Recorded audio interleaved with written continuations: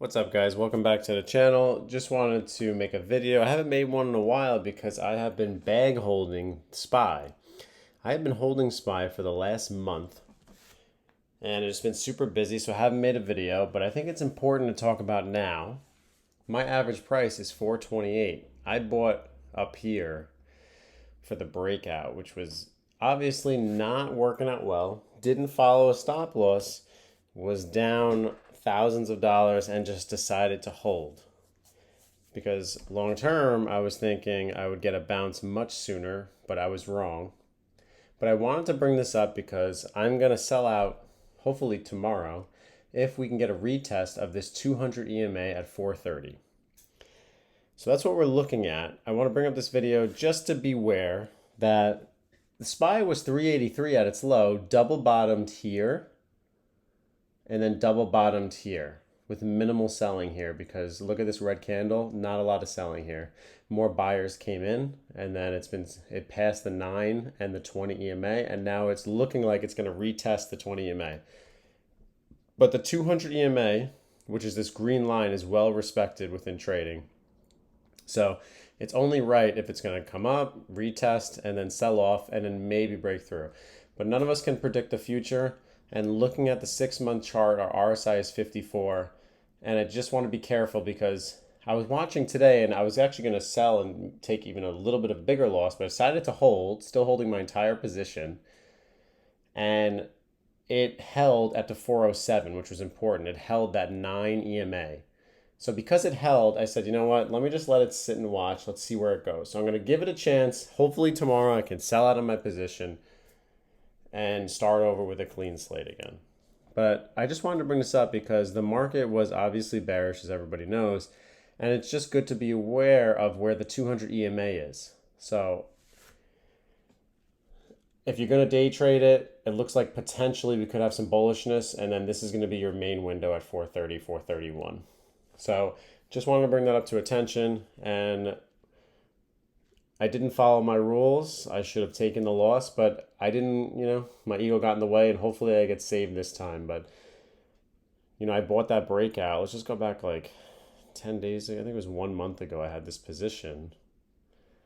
Yeah, 1 month ago I was up here. It's hard to see with this Fidelity chart, but it got rejected at the 20 EMA at 430.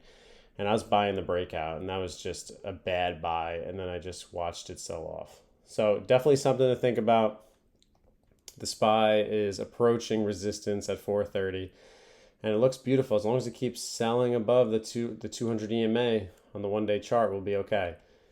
But I'm just hoping we get at least 10 more points out of this sellout restart. And the reason I like swing trading SPY and QQQ is because you're playing the overall market, which, it is bot heavy and you're playing against computers. But I just feel more comfortable holding this long term versus like having my money in, let's say, AMC and it sells off and it's back down to, let's say, $13. And if you had them at, just do a 1-year span, you could have owned them at $60. And then you'd probably never get your money back. So it's just something to think about. But just be aware of those levels and just see where it's going. Another position I just wanted to bring up is PLTR. PLTR, it's enticing at these levels at I think it's $9. $9 it's at right now. But it's got a big retest to get to 15. So it's definitely something to look out for and just keep an eye out on. But you just got to be careful. I think it's just worthy of bringing up the stocks that have been sold off, like Amazon's making finally a recovery back to 2,500 as a low of 2,000, and JetBlue. I don't really have much money to invest now because I'm bag holding, so I'm hoping I can sell out and then start looking at these companies to start day trading again. But these companies are all sold off. They've all sold off to good, decent prices that are potentially good swing trades. But I bought too early is what the problem was. I bought on a green day for a swing trade, which was a mistake. So it's definitely something to think about and try to adjust. So just want to bring it up. QQQ, SPY, they are approaching their 200 EMAs. And if you're holding a position, good for you if you had it down here and you're selling it up. QQQ has some room to grow from 314 to 343, but the SPY, just be careful because it's like 15 more points and we're going to hit resistance. So it's definitely something to look into. FNGU is another one that I trade. This one is sold off. This is the basically like 10 companies in it. I think it has like Twitter and it has Google.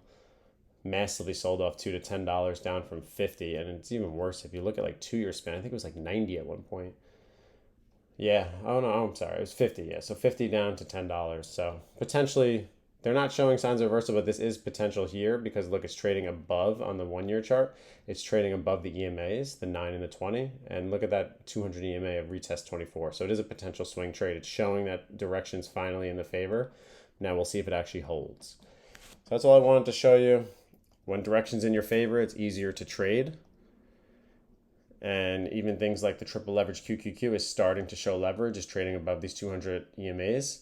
So that's why you're starting to see some green days. Sometimes it's just about what is the chart doing, that it's going to indicate where it's going to go. But you have to follow a stop loss because I got caught.